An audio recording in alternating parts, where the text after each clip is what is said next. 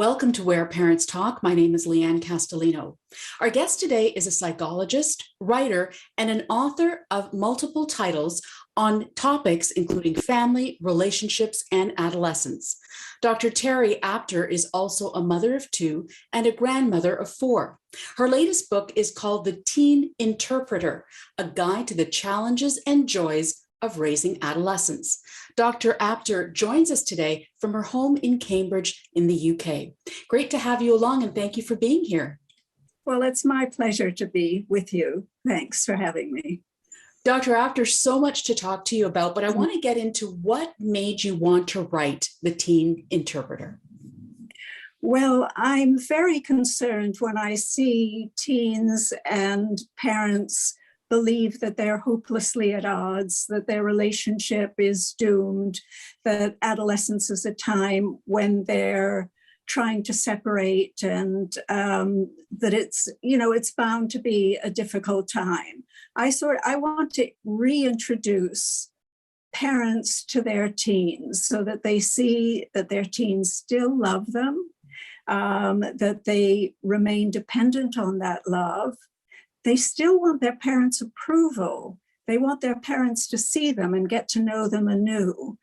And that urge is often shrouded by myths that teens are bound to rebel against their parents. Anna Freud called adolescence a psychological version of parent-teen divorce.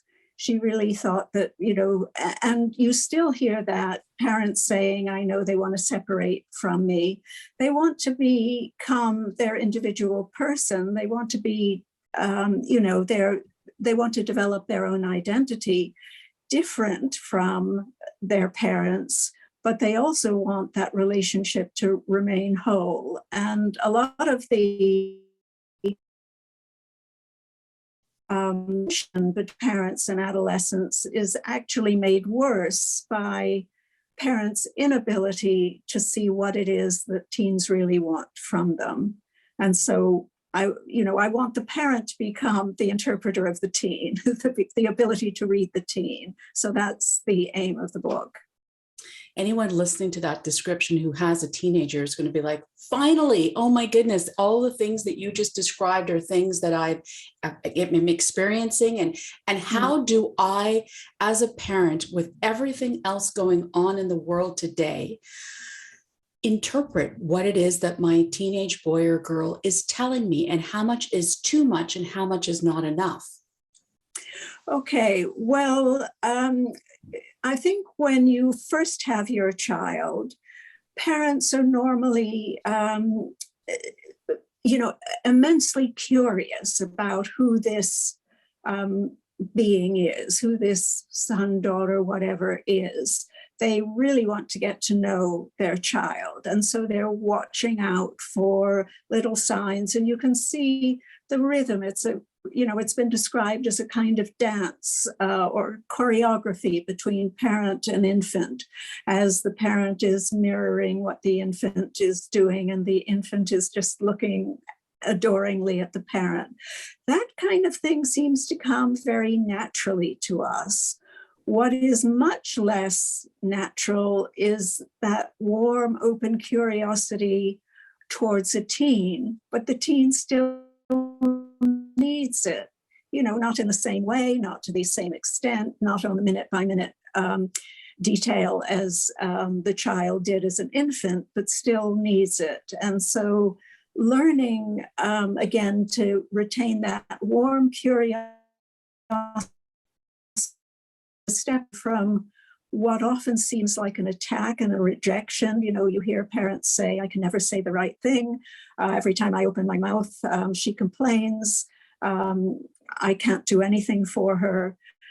You should step away from that and take a new look at what messages the teen is giving you and read those anew. Because often the teen is saying, you're not keeping up to date with me. You think I'm the little child you once knew. I'm really very different, but you're not taking this in. and you're acting on old assumptions, and I want you to see me anew. So often the teen will try to sort of rattle the parent, shake her out of those old assumptions about, who I am. So I'm in the book trying to give a kind of toolbox and a context for interpreting the teen's irritability, those identity reminders, the emotional upheaval that sometimes is just put down to teen hormones, but is much more complex and interesting than that.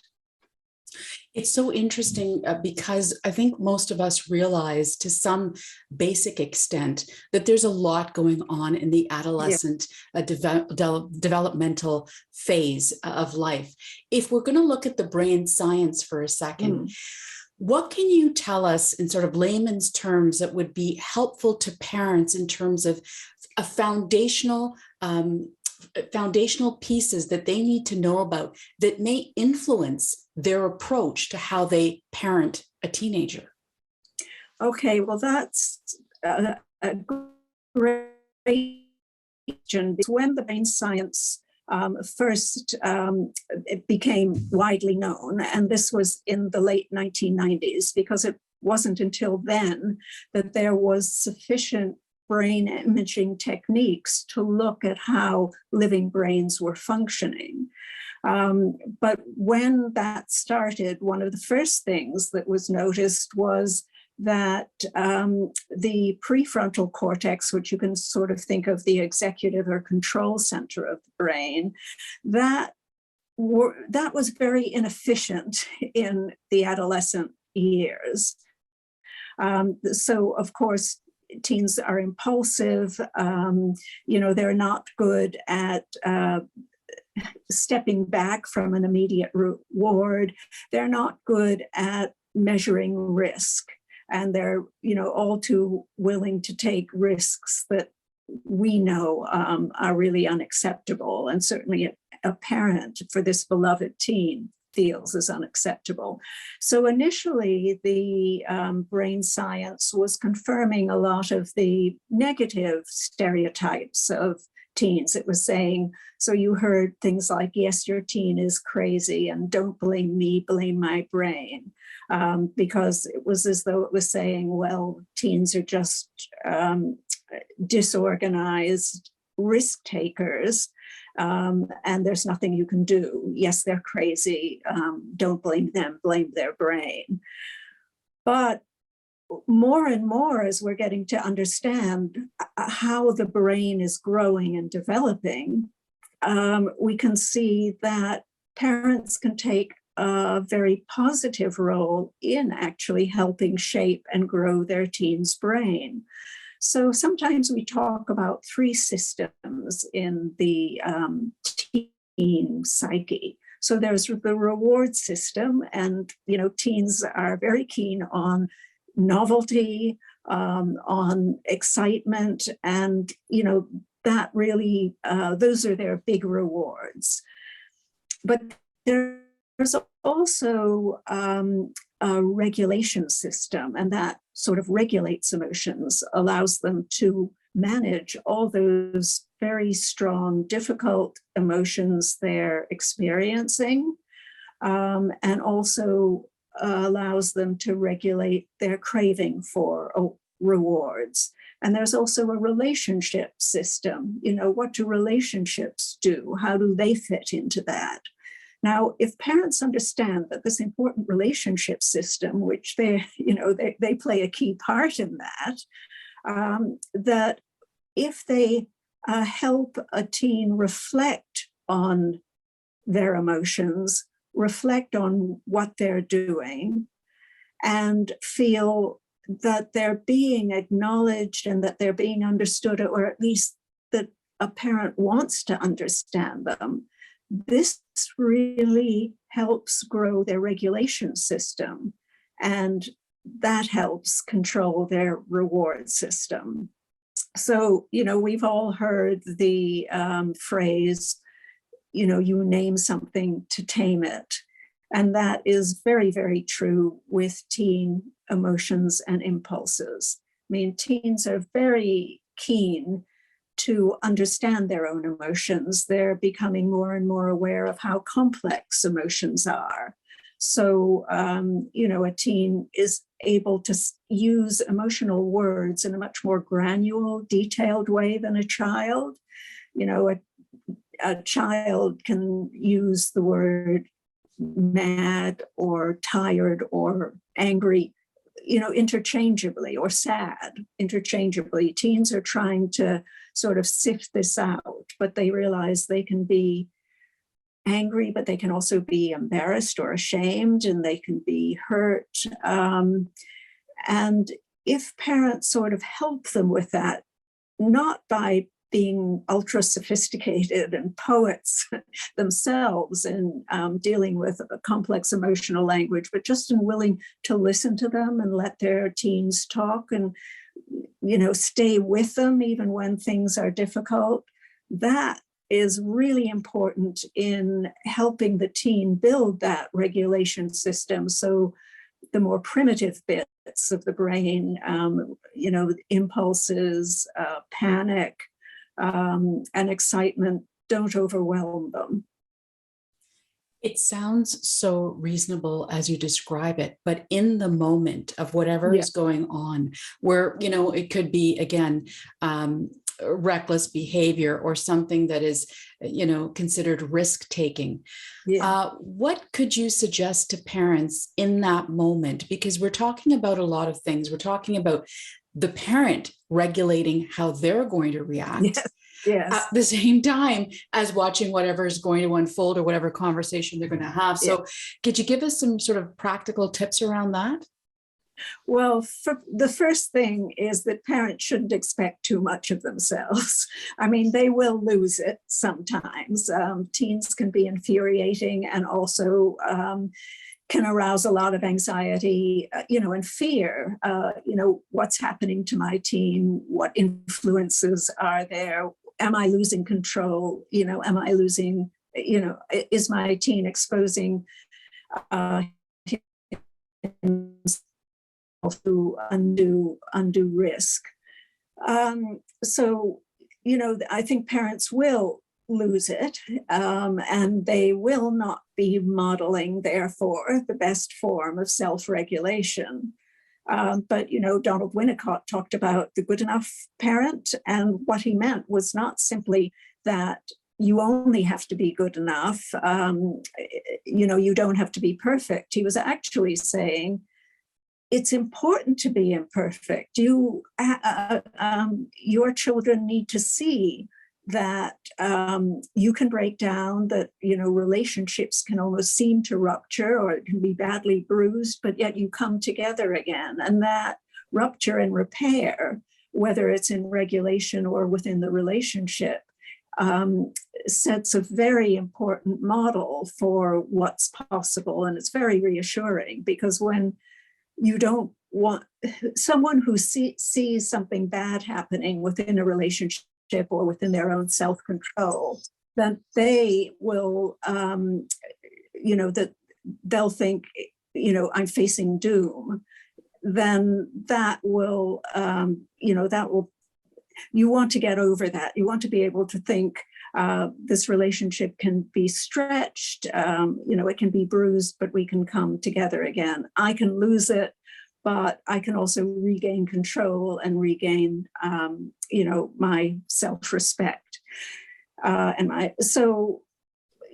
the moment, things can go wrong. And when I say modeling good behavior and modeling warm curiosity, if that is the case about 30% of the time, that's plenty.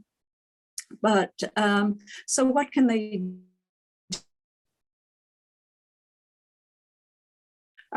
Is that they can stand by their teens even when their teen is very upset. So instead of trying to fix a negative emotion, show that you're listening, show that you want to hear it. take your time, give your teen a little bit of space to talk. Don't dismiss the emotion. Don't say, oh, don't be morbid. Don't punish them for their feelings. And dismissing it would be, oh, that's nonsense. And also don't try to distract.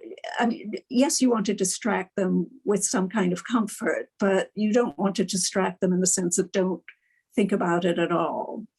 And if they don't want to talk about it, well, give them time. Don't insist they talk about it now, but you're always looking for, that window of opportunity to start a conversation.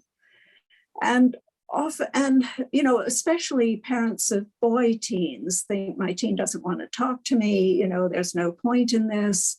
I get one-word answers.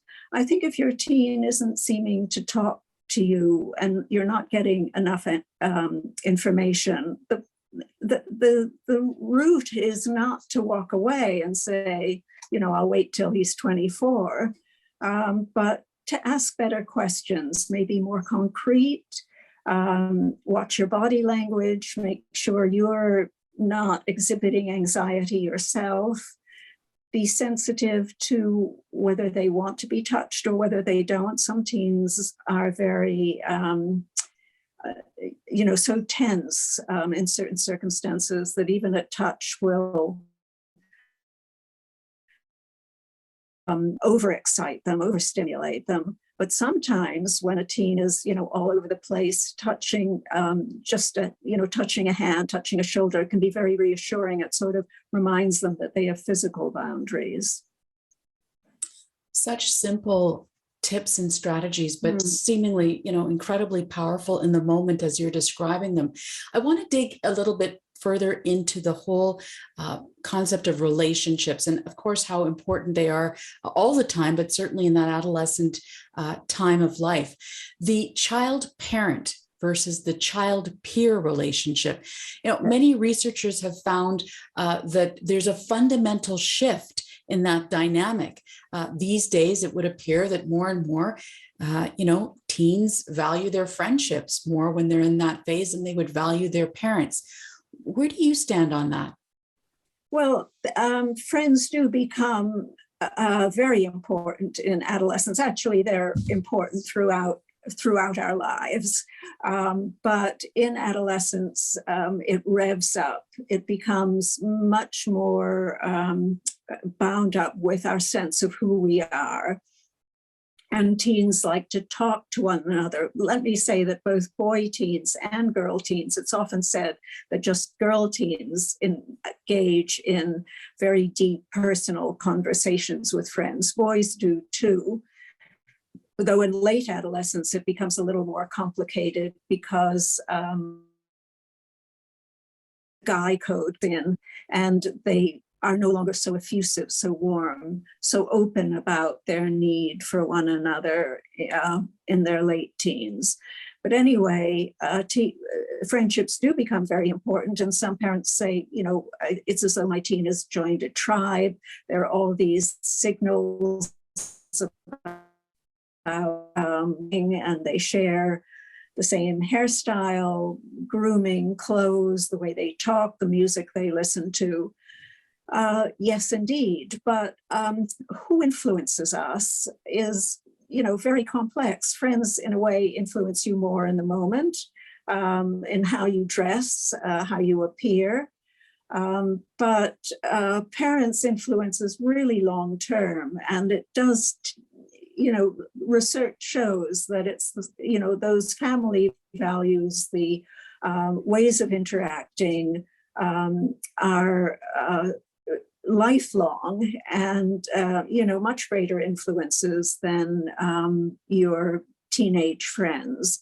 So I think it's important to remember that attachment and influence shouldn't be thought of as a pie with a certain set sections of, how much can be doled out. It's much more elastic than that. And parents are still incredibly important. And also parents can influence teens' friendships in some ways. It has been noticed that parents who try to get to know their teens' friends, even in a low-key, just sort of hospitality kind of way, are much less likely to be, to be seen as a really bad influence on the teen. So it isn't easy because, the teen friend who comes into the home will not want to sit down and have a long chat with a parent, but even just a hello, an acknowledgement, I see you here, I know you're here, and, I'm welcoming you, but there are all stories that can be very helpful. Now, in speaking about the research, Dr. Apter, I'm curious, in the course of writing The Teen Interpreter, was there any research that you came upon that you uncovered that really struck you? Oh, yes. So I think the first thing would be on the teen's social brain and how that is really very different from either a child's or an adult. So they process social interactions in a very different way. They're more likely to see a neutral face, a face that a child or a grown-up would see as neutral. A teen is more likely to see it as angry or fearful. And that goes a long way to explaining some of their heated responses to parents who are trying to be neutral. So I think that's very important. I think also there's a lot of interesting research on what's called interoception, which is it's the sixth sense of what's going on in our bodies and how that helps us, or from that we build emotions. So the beating of the heart, the digestive system, our blood, our muscles, all of these things actually play a part in how we interpret the world around us as either positive or negative, and how we feel about it. And, teens with their changing bodies and their changing social worlds are building emotions in new ways and understanding this, as opposed to thinking of those widely varying emotions as just hormones gone amok. I think it's very helpful. And then I think the third thing I point to is research on social media, which has to be better. I mean, social media is a new phenomenon. You hear a lot about it does this, it does that, it has this effect on teens, it has that effect on teens. And it's really a bit of a mess. So I think we have to do much more research on looking at the different ways teens use social media. Sometimes it's very passive and they are just scrolling through and maybe being buffeted by a kind of envy, even for people they don't admire, but glossy images. Why am I not like this? But sometimes it's very positive and proactive. And of course, during the lockdowns, some aspects of social media and smartphone use were very important in sustaining teens' well-being because it connected them with friends. Another thing is research that shows just how devastating embarrassment is to teens. Embarrassment is far more excruciating than physical injury. They have a looking glass self, which doesn't mean they look in the mirror and see themselves as their reflection in the mirror. It means that they need to look at other people and say, who am I? Because they're not yet aware of who they are. They're trying to create an identity. And, so in that uncertain period, they're often looking to other people to tell them who they are. And of course, when parents do that and don't get it right, then that sparks a teen's irritability. And they'll say, you don't know me, you're not saying the right thing.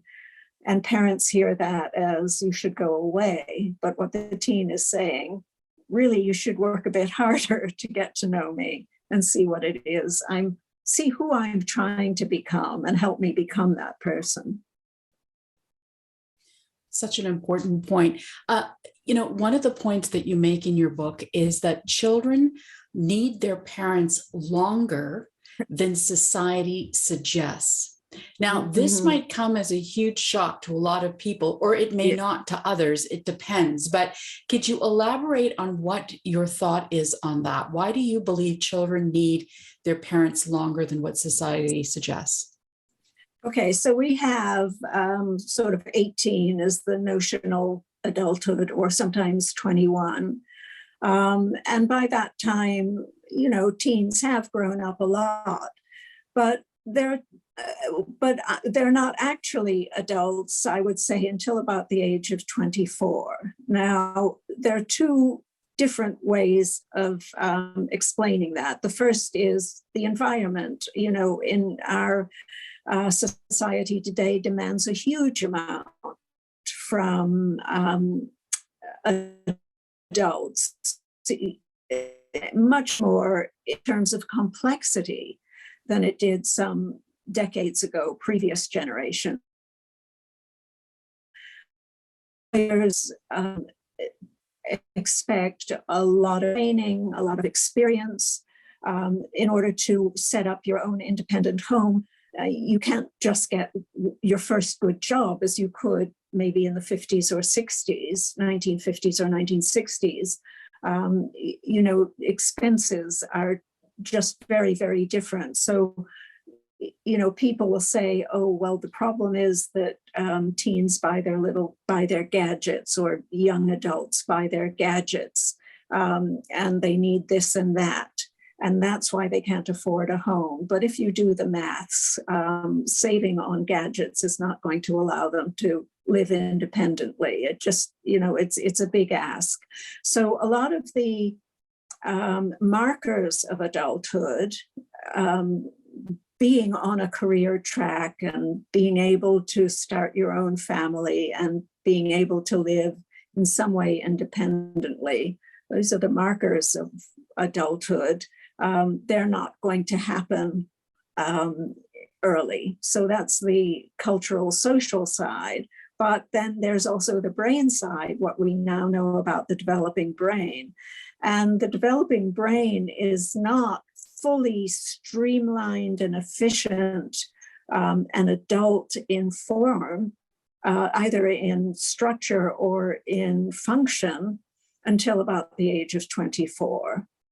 So, there's so much about how we are infantilizing our teens if we continue to give them a home to live, help them with things.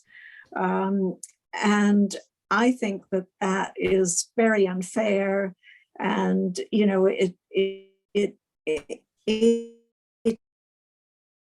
can interact with the teen relationship in those late adolescent years, the late adolescent years that go into what we think of as young adulthood. I think of them as thresholders. They're on the threshold to adulthood, but they're not yet ready to step into it. And, we have to accept that. And those late teens, early adults who have a lot of family support in terms of they're there for me, they'll help me talk through a problem or help me find out how to negotiate a job application.